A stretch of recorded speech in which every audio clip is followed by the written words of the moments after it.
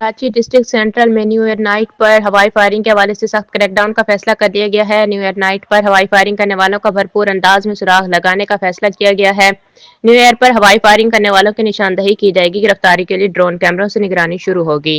वज़ीर-ए-आज़म शहबाज शरीफ ने रूसी सदर व्लादिमीर पुतिन की रिहाइशगाह को मुबैना तौर पर निशाना बनाए जाने की शदीद मजम्मत की है। शहबाज शरीफ ने सोशल मीडिया प्लेटफॉर्म एक्स पर पोस्ट में कहा, क़याम अमन के लिए जारी कोशिशों में इस नौयत का घिनौना फेल अमन, सलामती और इस्तेहकाम के लिए संगीन खतरा है।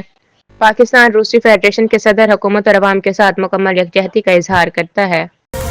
वफाकी हुकूमत नए साल पर अवाम को तोहफा देने के लिए तैयार है और पेट्रोलियम मसनूआत की कीमतों में बड़ी कमी का इम्कान है। पाकिस्तान के अवाम नए साल को महंगाई में कमी की नवीद के साथ खुशामदीद कह सकते हैं, क्योंकि वफाकी हुकूमत की जानिब से पेट्रोलियम मसनूआत की कीमतों में बड़ी कमी के लिए इब्तदाई वर्किंग तैयार कर ली गई है। इब्तदाई वर्किंग पेपर्स के मुताबिक 1 जनवरी से पेट्रोलियम मसनूआत में 10 रुपए 60 पैसे फी लीटर सस्ता होने का इम्कान है।